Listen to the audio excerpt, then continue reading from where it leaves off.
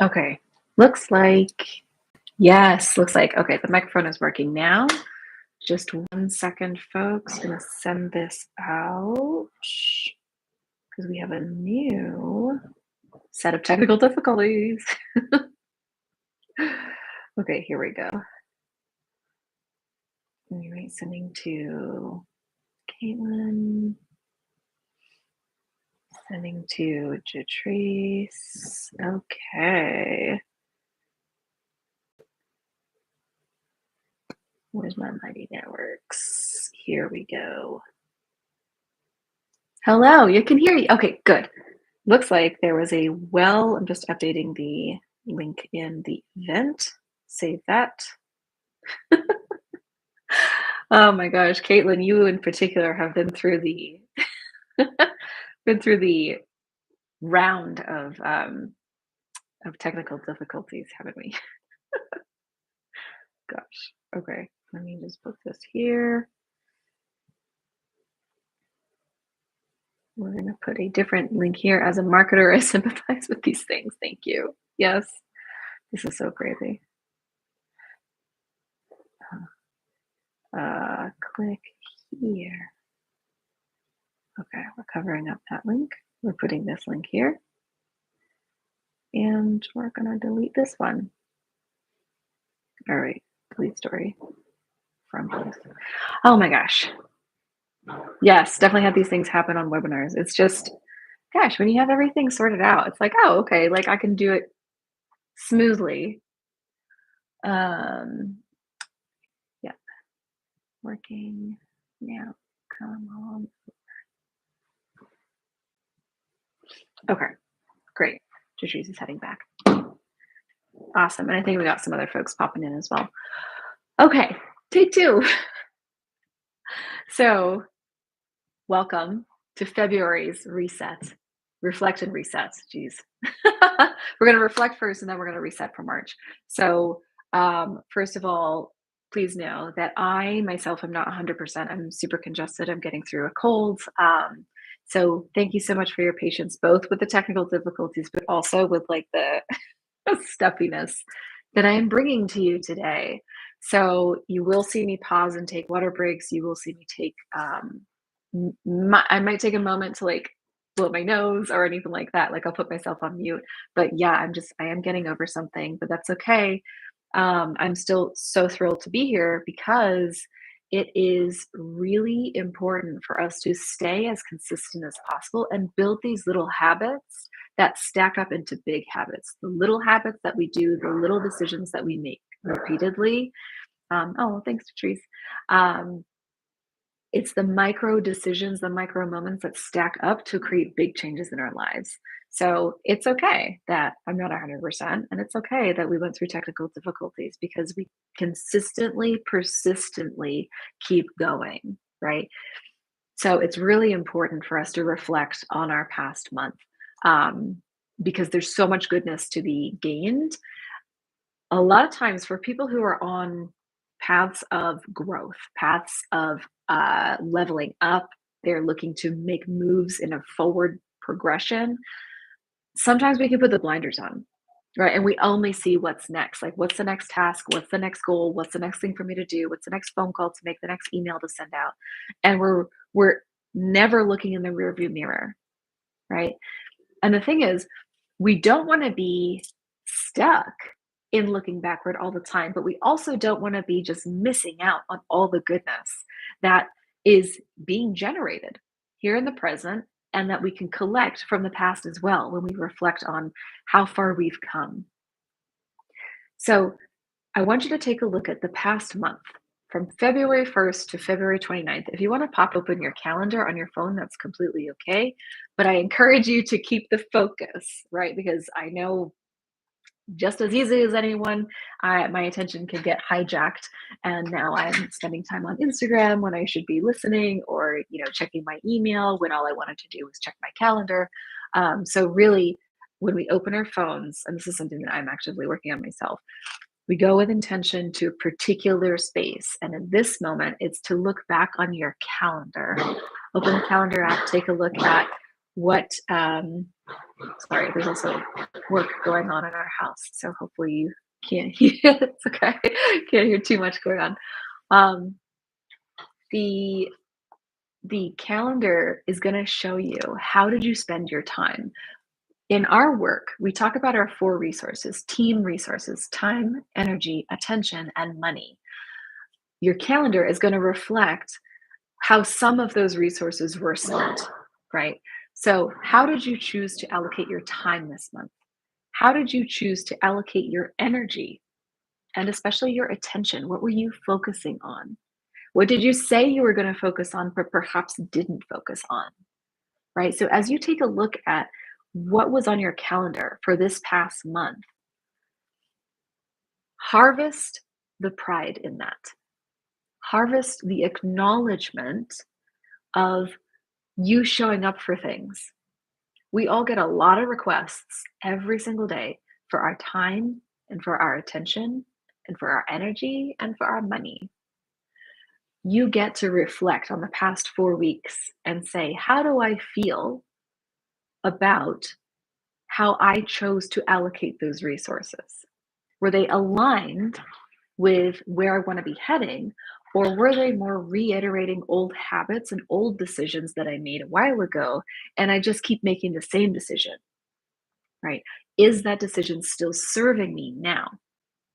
Or am I moving into a different space and I can see that shift in my calendar, in how I was spending my time, who I was connecting with, what events I was attending, where the hours of my day were going. So essentially, we get to look back on the 4 weeks and first cultivate a sense of pride and accomplishment. You're here. You made it through February. Whether you're watching this live or you're watching the recording, you made it from February 1st to February 29th. Right? And if you're watching the recording and beyond, right? You chose to show up in the world a particular way. Be proud of the fact that you did the best you could with the awareness that you had, with the resources at your that you had at your fingertips. Okay, at any given time, we're always doing the best that we can. Okay, we might not be thrilled about it. That doesn't mean that you're excited about it necessarily, but you do need to give yourself a bit of grace in the space of, you know what, I was just doing the best that I could. I would do it better, or I will do it differently going forward. And I'm not going to vilify myself for making the decisions that I did or for giving the performance that I did. It was the best that I could muster at this time, right? Like, for example, if a month from now I look back and I rewatch this video, I'm not going to beat myself up for the technical difficulties that we had. I'm going to say, she showed up. She showed up. She kept going. She figured it out. And she delivered, even when she was sick, even when she's congested. And something like some hot tea and a nap sound really good right now. But this sounded better, right? This was aligned. And so she showed up in February in spite of, and she showed up and she did the best that she could, right? There could easily be a version of us where we look back at past performances, actions, decisions, activities, where we're saying, like, not my finest work, like, not the best. I could have done that a lot better. Stay away from the woulda, coulda, shoulda game. The woulda, coulda, shoulda game can masquerade as productive reflection because the intention might be to learn from our mistakes, right? To do better in the future. That sounds great, right? And we always want to be doing that for sure. Learning, growing, doing better. But we don't want to do it from a place of would've, could've, should've, because that is expressing an intention to have rewritten something that we wrote a different way. When really, we want to celebrate how we showed up and grow from it. It doesn't have to come with basically a side dish of regret or wishing or embarrassment or whatever else would come from the self-retribution of, I would have done that differently, I should have done that differently, I could have done that differently. That's trying to rewrite the past. When we reflect, we want to gather everything that we're proud of and everything that we accomplished and created and bring it into the future. Instead of messing around in the past and trying to rewrite this and beat ourselves up for how that was, we want to say, okay, I celebrate that I did this. I celebrate that I tried. I celebrated that I walked up to the plate and I took a swing. And I'm excited that I get to do it this way going forward. So we're removing that undercurrent of self-judgment because it's not productive. You can have self-reflection and learn and grow and understand what you would do differently without the finger wagging, without the judgment, right? It's a fine line to do that because a lot of times we are basically raised to consider reflection and reviewing our past performance from a place of critique, saying that this is good for you. It's good for you to know what you did wrong and what you could have done better, right? And absolutely. But it's so often paired with a sense of shame or judgment or insufficiency, reiterating this universal um, fallacy that we're all not good enough, not smart enough, not pretty enough, not accomplished enough, not whatever enough, not enough. We don't need more of that reinforcement, right? We in this community, especially, are actively working to reprogram that.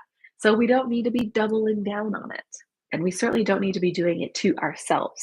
We get enough of that from, the world around us. We don't need to be a proponent of that for ourselves. We need to be a proponent for us and our next selves, our next performance, our next attempt, right?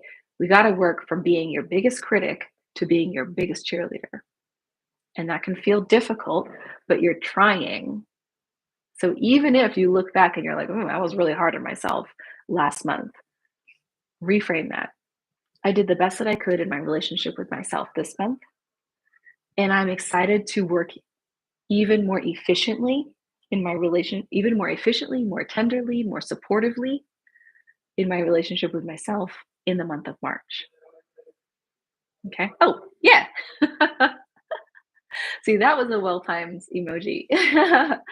um, so as you take a look at these past 4 weeks, look for the things that you are actively proud about and say, yeah, I did these things. I accomplished these things. I created these things. I had a hand in moving these initiatives forward. And the next level of that is celebrating the fact that you showed up imperfectly because you could have showed up not at all, but you showed up.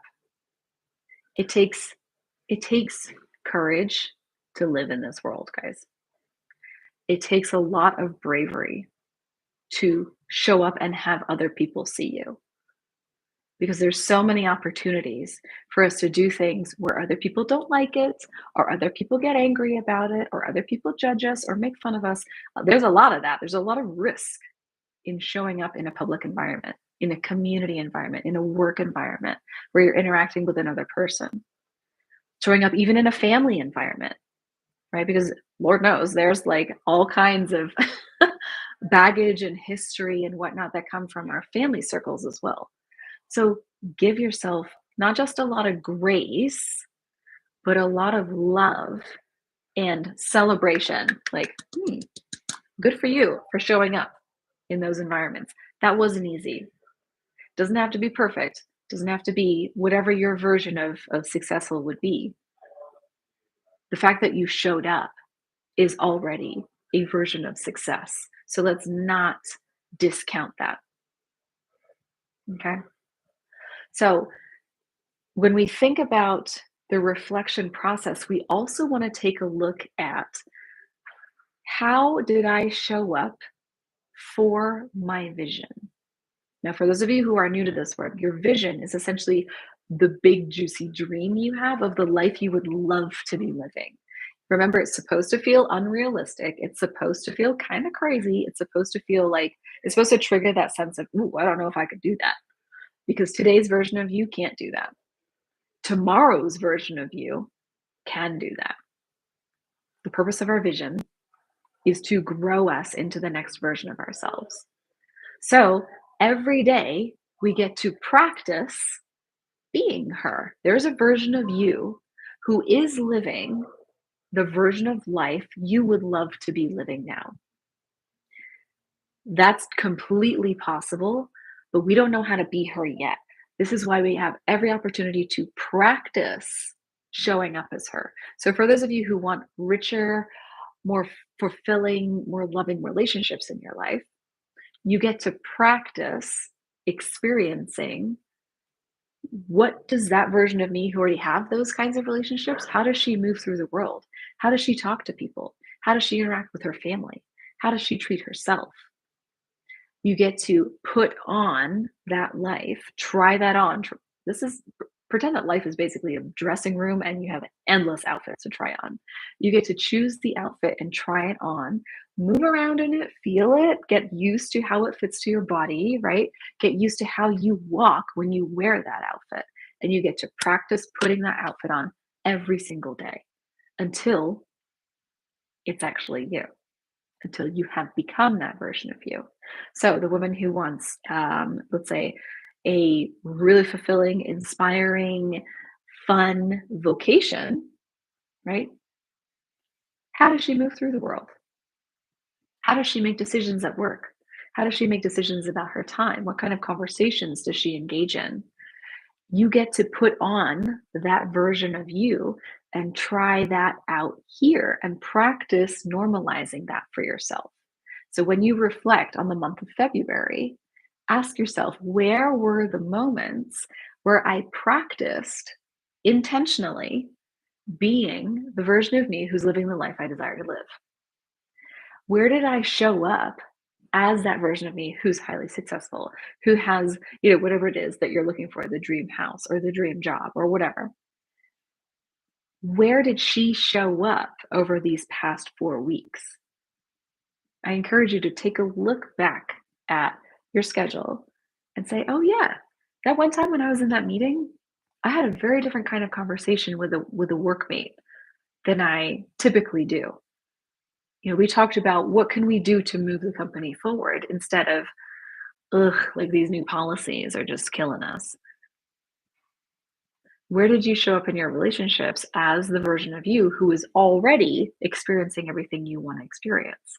As the person who knows she doesn't need anyone's validation. She's confident in who she is. Where did she show up over the past 4 weeks? Right?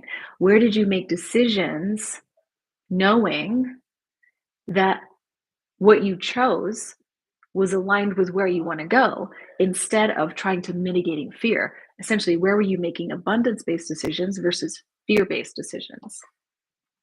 Celebrate all of those moments. And this is one of those things that can be a daily practice. So you have those reflections, you have those moments documented and at hand.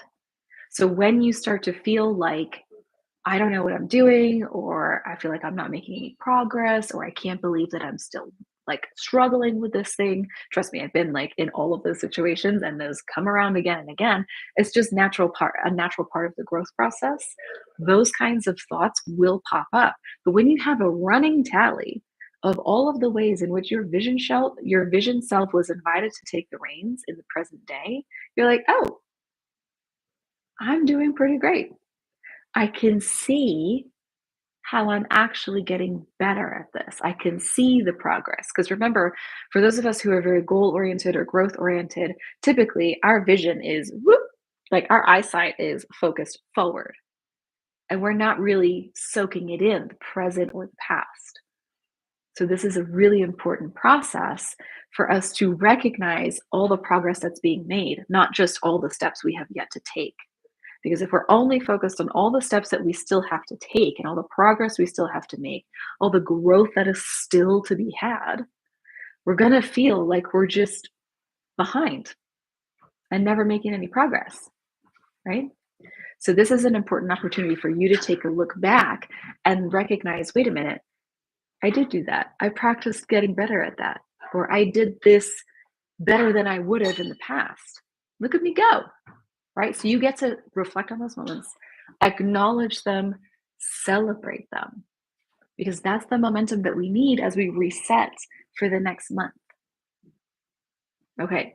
If there's any particular narratives, before we move into the reset, if there's any particular narrative that you've got running on in your brain about how bad something was, or how disappointed you were, or how frustrated you were, if you're feeling any of that constriction around like this was a bad month, or that was a bad week, or we're feeling that heaviness, remember that you get to write the story about that.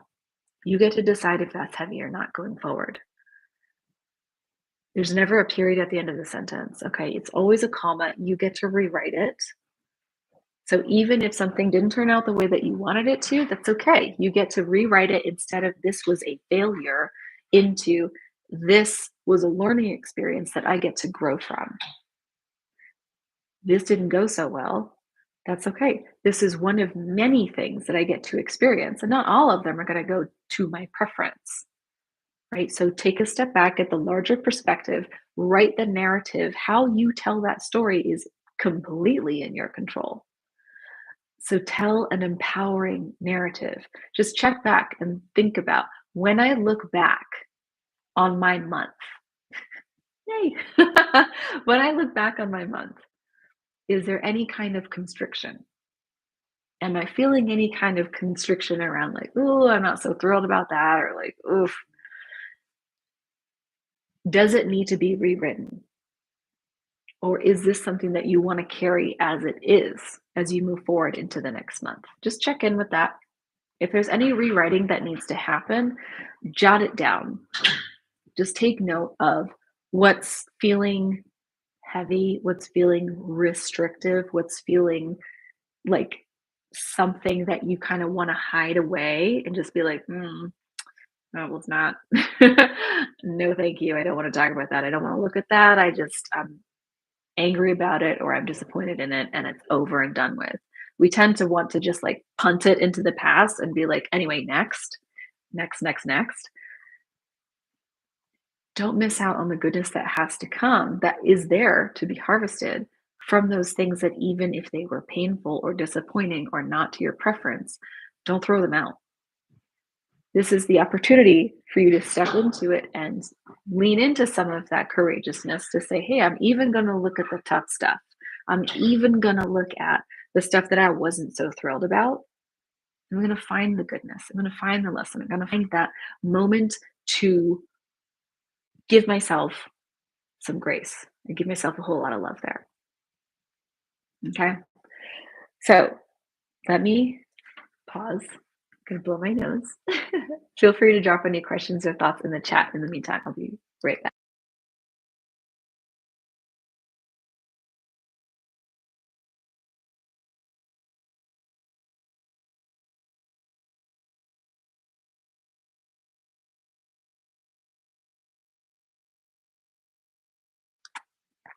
Okay, thanks everyone. Thanks for your patience. Now we get to reset. So you're taking all these goodies from the month of February, right? You're taking all the lessons, you're taking all the wins, you're taking all of the appreciation and progress that you've made. You're taking all of that. And now we're looking at the month of March. Okay. Remember how I said everyone and everything is basically asking for your time and attention, and sometimes your energy and your money? There's going to be more of that in March, of course, because you're great. Everyone wants a piece of you. You're great. So you get to decide over these next 31 days, when I think about the vision that I'm going after, when I think about what it is that I'm working toward, when I think about all of these growth processes that I am willingly stepping into, what does that look like over the next 4 weeks? How can I show up as the version of me who knows that her vision is on its way to her? It's not a matter of if, whether it happens or not. It is on its way. So you better set the table. I like to use the analogy of you're having guests over and you're hosting a dinner party, you wouldn't be like, oh, maybe a dinner party is happening. You would be setting the table. You'd be arranging the food. You'd be getting the seating plan done. You'd be getting the music or maybe a playlist going, right? You would behave differently if you believed that that life was headed your way. The person who's not so sure about whether it's happening or not behaves a different way. They behave uncertainly. They behave in accordance with old habits and they just keep reliving the current and past life, right? And reiterating that, saying that's probably going to happen. It becomes a self fulfilling prophecy. Of course, it's going to happen because it's how you're showing up as. You're showing up as the version of you who's living that life. You're not showing up as the version of you who is living the life that she knows is already here, right? So this can be a tricky one because a lot of times we like to say, okay, we play the when then game. When this happens, right? When there's a shift in my bank account, when there's a shift in my relationship status, when the people around me magically get kinder or more generous or more understanding, right? When I get the new job, when I get the new client, then behave as if it has already happened. That's going to illuminate the growing edges that you need to tend to. So the woman who has the super fulfilling job, the woman who has the amazing, deep, juicy relationships, the woman who has this beautiful bank account, this amazing schedule, the woman who lives that life, she's moving through everything differently. The version of you who's living today's life, right? She's moving through today's life very different than how you used to be 10 years ago, right? You just thought differently, you made decisions differently, you used your time differently, you were engaged in different kinds of activities. This is where you get to kind of practice time hopping, right? The version of me who already has those things, how does she feel? And she might feel fulfilled, calm, confident, happy. You get to practice being those things, feeling those things now before the three-dimensional circumstances, excuse me, so much like sinus pressure, before your current facts and conditions give you permission to. You get to practice identifying, you get to identify what it is that you would be experiencing, how you would be making decisions, how you would be living your life. Identify that first, make a list.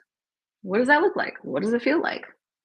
If that life was here and I was living it, what would it feel like and look like? Make that list, practice experiencing those things and embodying those things now. So let's say you have in your dream, in your vision, an amazing client, an amazing team that you work with, right? And you're intellectually stimulated, you feel respected in conversation, you love the flow, the workflow that you all have together. And that's in the vision. And today's team, either one doesn't exist or two is just like, no, like I haven't done it yet. They're like slacking on their deliverables. They're always calling out sick. They're always like passing the buck. Find the moments that exist in the vision of fulfillment, of happiness, of intellectual curiosity, of intellectual stimulation, things like that. Find the moments where they do exist here. Today's life is not devoid of those things. A lot of times we like to say this broad brush it and say, this life is completely different than this life. When in actuality, we take a look on the micro level. I do have those moments of being intrigued at work. It might have been for a flash. It might have been for only a particular meeting or a particular like short conversation, but it existed. Your work over the next 4 weeks, yes, Patrice, like a boss, exactly.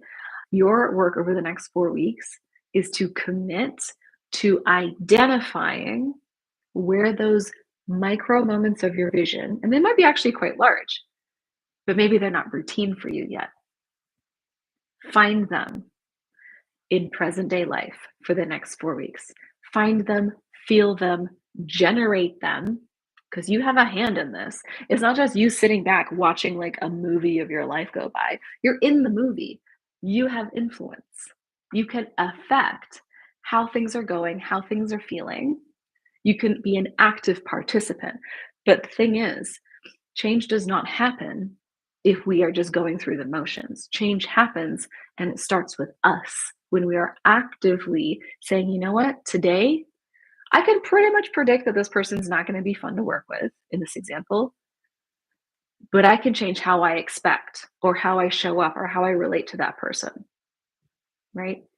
So you can be the catalyst that starts to get them to think, wait a minute, maybe this isn't so bad. Maybe this isn't such a drag. Maybe this isn't so, you know, such a pessimistic approach to things. You could influence change. A lot of times we really underestimate the influence that we have in our everyday life because we're so set on, I need things outside of myself to change in order for me to be living my best life. Mm-mm. You get that train moving. You're not just sitting back as a passenger saying, when this happens, then I'll be happy. Be happy now. Create happiness now. That's then it's easier said than done, of course, but that's essentially when you boil it all down, all of this kind of personal work, this professional transition work, all of this, when you really distill it down to its core essence, it's about you generating the experience that you wish to have more of. And then the circumstances align appropriately. Caitlin, the grass is greener where you water it. Exactly. Where are you watering? What areas of your life, what experiences, mentally, emotionally, physically, spiritually, what are you watering over the next 4 weeks? When you take a look at the month of March, it's not just about, okay, I'm going to do this, this, this, and this, and you make this long to do list. It's about who are you being as you move through those to do items. Okay, so as a woman who experiences a great deal of happiness, fulfillment, joy, abundance in her life, how does she get through that task list?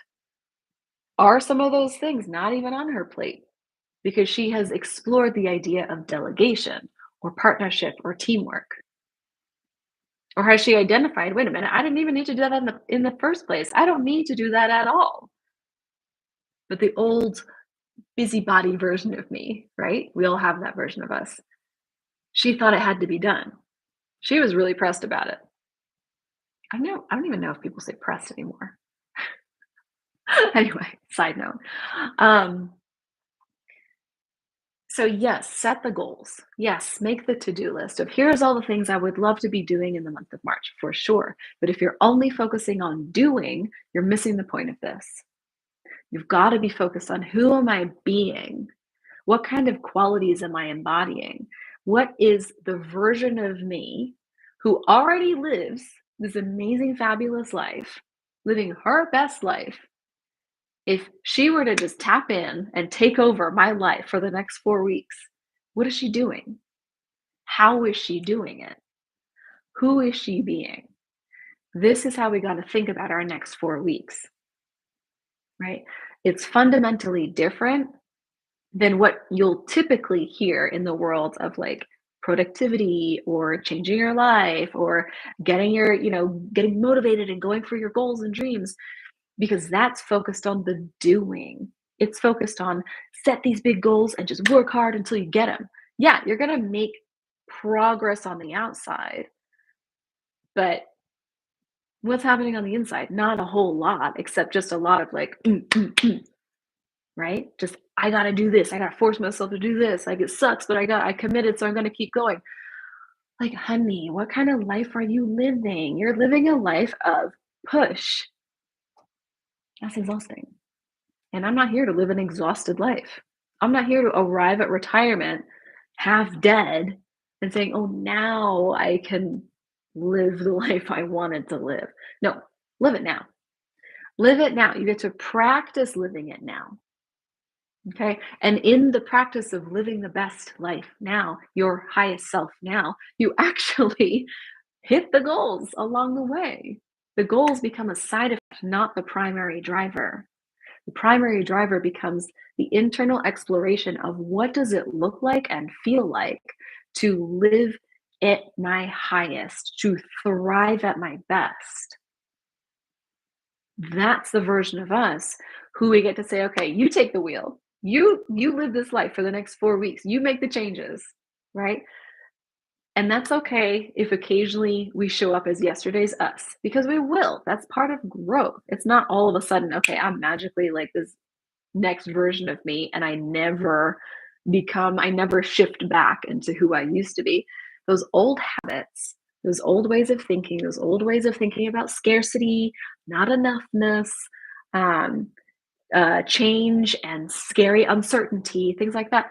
It's biologically wired in, so it's going to be part of the equation. It's just about how do we navigate that when it flares up. We want those parts of our nervous system to be active because they keep us alive.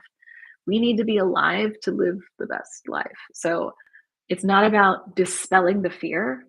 It's about understanding, okay, when it pops up, who's taking the wheel? And for me, I want the version of me who's already living that best life, I want her taking the wheel because she knows more than I do. She has a different awareness. She has a different sense of self than I do. She has a different perspective of the world than I do. Yeah, I want her on my team and I want her leading this team. The next 4 weeks of the month of March get to be practice. That's how I want you to think about it. It's practice being this next version of you. But you got to know what that is first, right? You got to know, what is this next version of me? What is she like? What does she do? How does she think? How does she face challenge? How does she navigate conflict? So start as you prepare for the month of March, get really, really familiar with the version of you who's living the life you desire to live.